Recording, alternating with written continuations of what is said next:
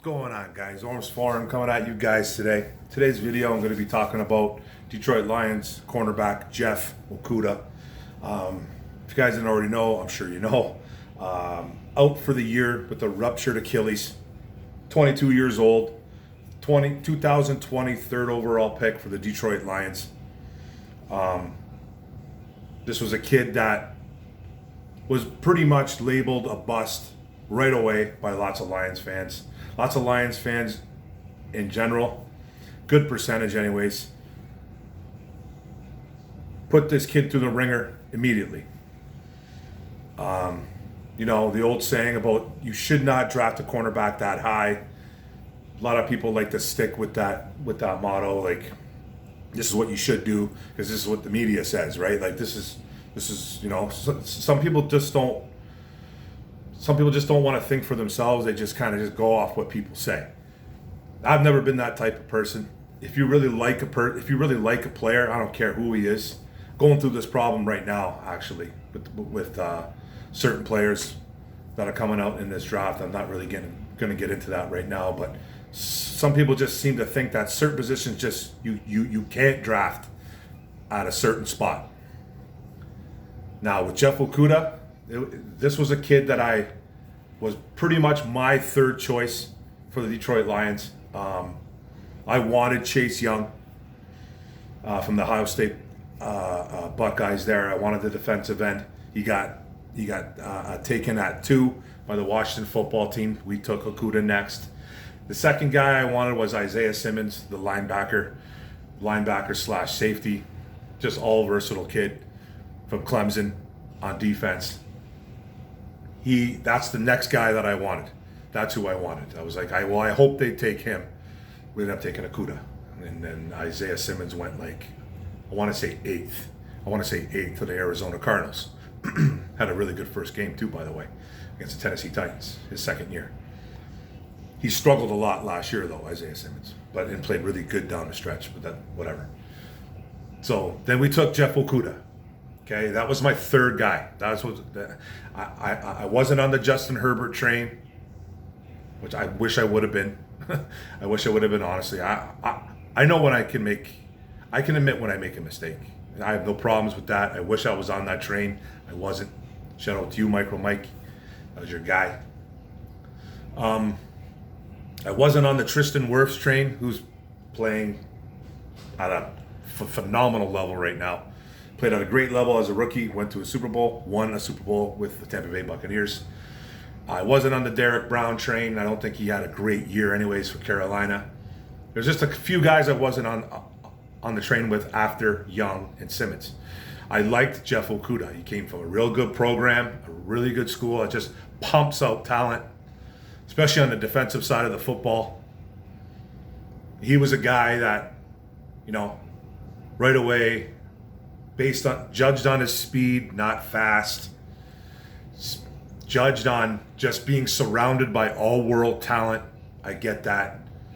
Called overrated, called a bust, this, that, and whatever. For since he's been a Lion. So we drafted him third overall by one of the most competent duos on the planet Earth, or at an NFL level, in Matt Patricia and Bob Quinn being the GM. Matt Patricia's defense, he wanted certain players. There was a riff about this pick last year between Quinn and Patricia that kind of gained some traction, then kind of just went away, gained a little more traction. Never really just gained full traction, just kind of a little bit, then went away, a little bit went away, then eventually just disappeared. There was people in the building that did not want Detroit Lions to draft Jeff Okudah. But apparently Matt Patricia was not high on him. I think he wanted Derek Brown, if that's what I can remember. He was infatuated with Derek Brown. But Bob Quinn made the pick and said, "No, we're going with this guy." So rumor has it, you know, he didn't go over his head because, you know, Bob Quinn's the GM, but it's Matt Patricia's defense. So, you know, Matt Patricia was in love with big-bodied guys Guys that didn't really have a lot of get up to the quarterback, but just big body dudes. And Derek Brown's kind of that guy. Run stuffer. Wasn't a crazy sack guy at Auburn. You know, I think the most he ever had was 4.5. I think at Auburn. Played 3-4 years there, whatever he played. Good football player, but didn't do much for Carolina. I wasn't on that train. Apparently, Bob Quinn wasn't either. He took Okudah. Taking Okudah, though, he was banged up from the go with a ripped groin or a core or whatever he had. So he comes out and plays last year, 2020. He starts 9 games. No, he starts 6 games as a rookie, played in 9, okay? Let's talk about his college numbers first. I shouldn't have skipped that. His college numbers: 83 tackles, 1 tackle for loss, 3 picks, 18 pass deflects, 2 fumble recoveries, and 1 forced fumble. A few years at Ohio State. Not really. It never really screamed playmaker. You know, 3 picks in like 3 years, whatever he had. 2 fumble recoveries, 1 forced fumble. Nothing screamed playmaker, this guy, but he was a good corner. He was a good corner in college. He locked down T. Higgins on the national championship game versus Clemson. That was one of his. I think that was a big game for him on why he went in the top 5 too as well, because he locked down T. Higgins in that national championship game. He had a really good. He had a really good game in that national championship game just before he got drafted. So he comes into the NFL, 51 tackles, 4 tackles for loss, 3 pass deflects, and a pick. And like I said, hurt as a rookie, comes in right away, torn groin or torn core, whatever he had. He comes in, he starts 6 games, plays 9, ends up getting hurt or more hurt. Surgery, had to have surgery on his one side, then he had to have surgery on the next side, because if you have surgery on this side, you're going to have more prone to get something hurt on the other side. So he had 2 surgeries on his core, both his groin. I'm assuming it was his groin, if I can remember. And then he was done. He was done his rookie season. He was done. So he had 2 surgeries, whatever he had to do, boom, healthy. Kid's got crazy work ethic, apparently. You know, the talk is still out there about how much of a bust he is by Lions fans and this and that. And I understand it.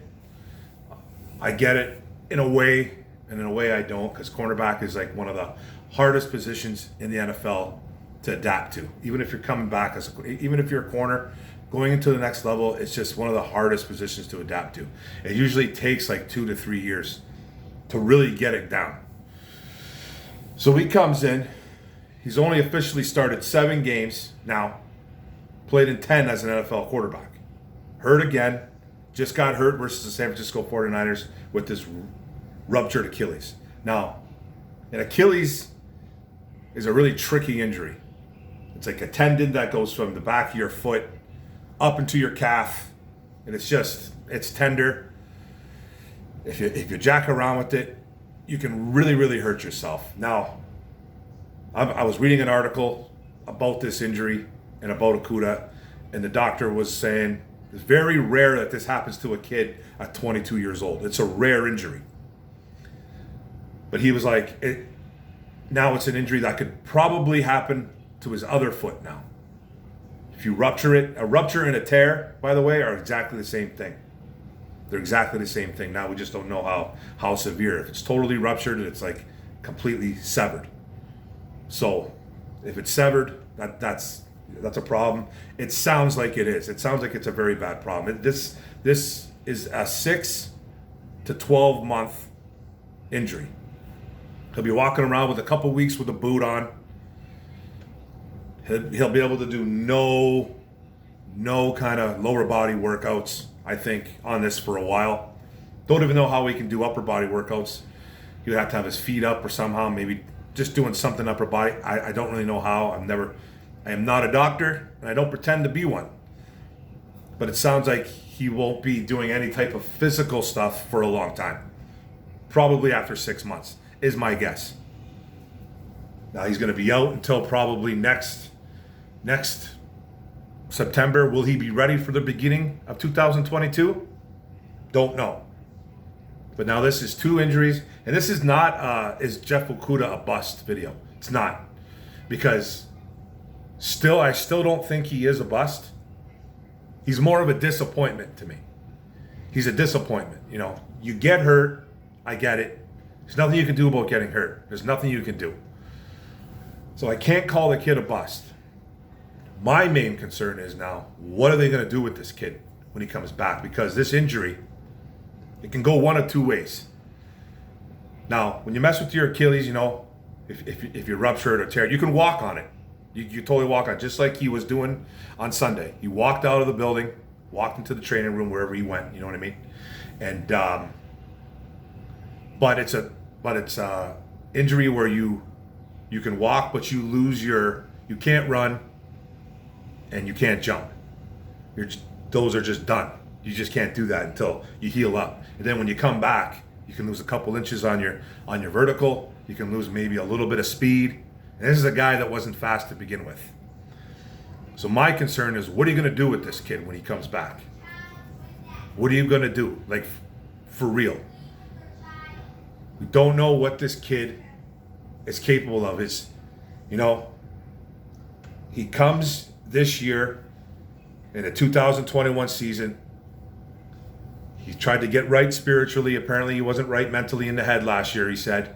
So he tried to switch some things up spiritually, mentally, got better, became more of a vocal leader out there during OTAs, mini camp, training camp, really got involved with his coaches, talking to his coaches praising him up, talking him up, having a great camp, doing this, doing that. What do we see in preseason? We see him get absolutely shredded once or twice. But then he came back, made a nice play. Then Sunday comes around, this Sunday against the San Francisco 49ers. What happens? He gets absolutely turned around on a play where he probably should have had it. It was a bad throw by Jimmy Garoppolo. Just threw it up in the air. And Deebo Samuel for the San Francisco 49ers made a great adjustment, and Jeff Okudah just wasn't looking. He over pursued, he didn't look, he's probably just looking into, I don't know what he was looking at, but he over pursued, got beat. Deebo made a really nice adjustment. He burned for 79 yards for a touchdown, got beat.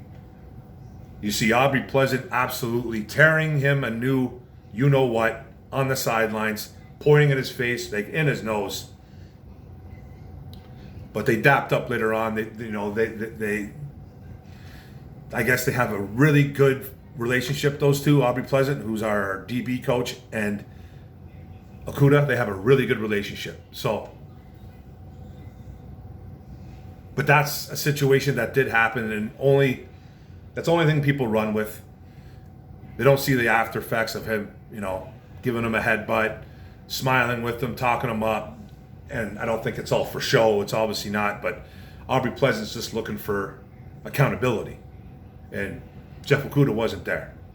But then Jeff Okudah made a really good play down the road in that game where he made a really nice pass deflect, went over the guy's shoulder, knocked the ball down. Great pass deflection. It was a great pass breakup. It was phenomenal. It was a really good play. Then he goes down in the fourth quarter or whatever, late in the third. I think it was the fourth. He goes down. Now, I'm just trying to figure out what we're going to do when this kid comes back. Does he become the number one again? I love his work ethic.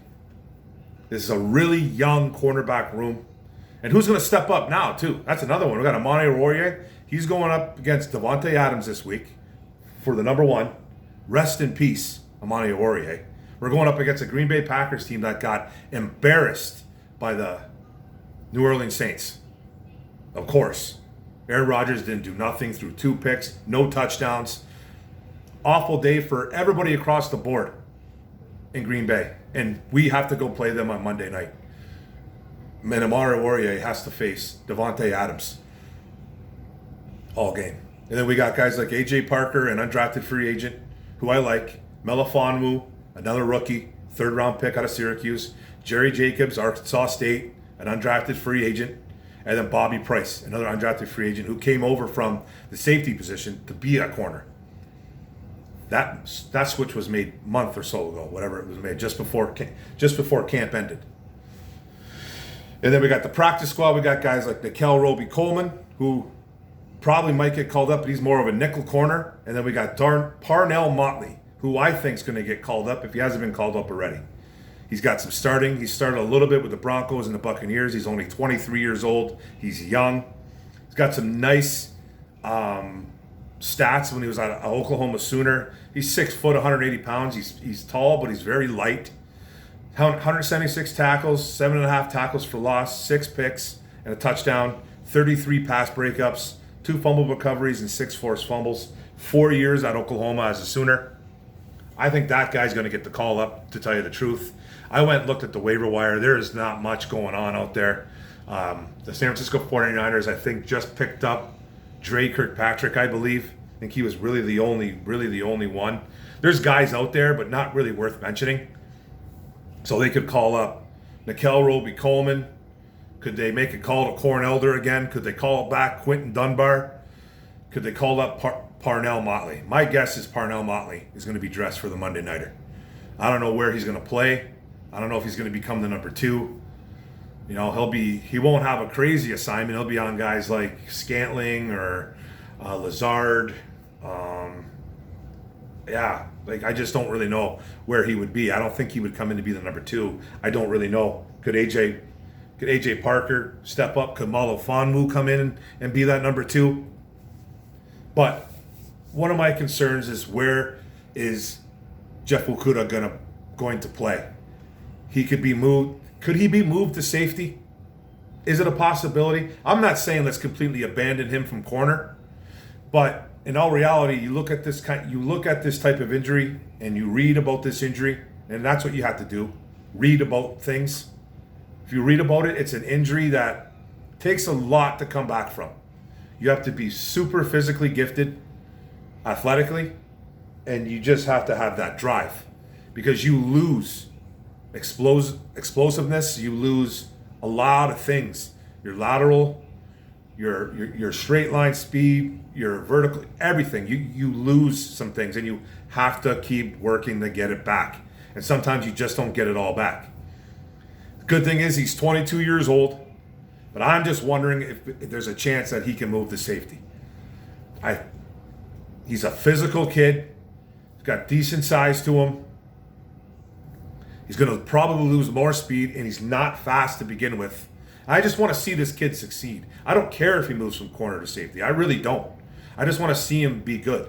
But now we're going to be looking at another corner in the draft, I bet. I almost guarantee you we are. I don't think it'll be first round, unless it's late first round. I don't know what they're going to do just yet. The season just started. We don't even know yet. We'll do our speculation stuff down the road, but this is what concerns me about Jeff Okudah. Where is he going to come back? Because he's done for the year. 2022 was his goal. Let's see what happens. But that's the video, guys. Thanks for coming out. Thanks for watching. Thanks for paying attention. Don't forget to hit the subscribe button on the bottom right. Don't forget to hit the notification bell. Get all the videos. And don't forget to like and comment. It's all about the likes and the comment. We got the Green Bay Packers coming up on Monday night.